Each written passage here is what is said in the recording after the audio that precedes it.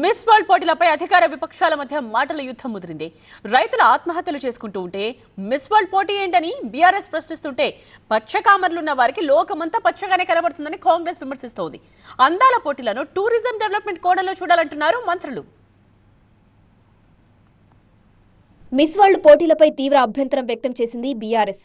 కాంగ్రెస్ కు water management చేతకాక రైతుల పంటలను ఎండబెడుతుందంటూ కాంగ్రెస్ వైఖరిని ఎండగట్టారు బీఆర్ఎస్ నేతలు. అన్నదాత ఆవేదన చెందుతుంటే పట్టించుకోని రేవంత్ రెడ్డి ప్రభుత్వం అందాల పోటీలను మాత్రం ఆడంబరంగా నిర్వహిస్తుందని మండిపడ్డారు BRS working president KTR.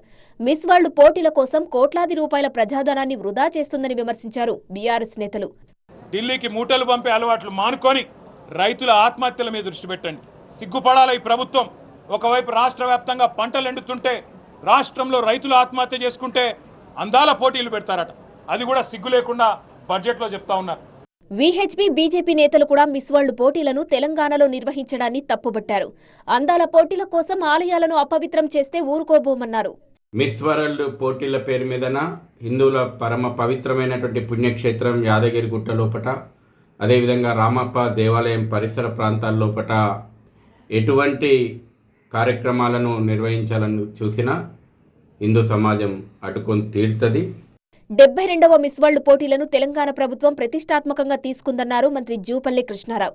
Miss world పోటీలను రాజకీయ కోణంలో చూడొద్దంటూ విపక్షాలకు కౌంటర్ ఇచ్చారు జూపల్లి కృష్ణారావు. ఈ కార్యక్రమం తెలంగాణకు పేరు ప్రఖ్యాతులు తెస్తుందన్నారు.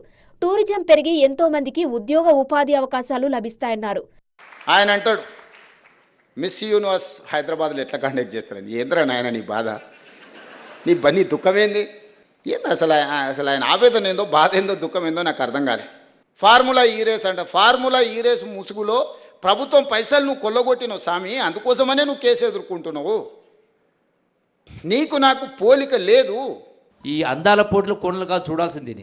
దీని ద్వారా ప్రపంచ పర్యాటకులని ప్రపంచానికి ఈ యొక్క మెసేజ్ని అందించి తద్వారా రాష్ట్రానికి ఆదాయాన్ని సమకూర్చే కార్యక్రమం చేసి తద్వారా ఉపాధి అవకాశాలు పెంపొందించడం.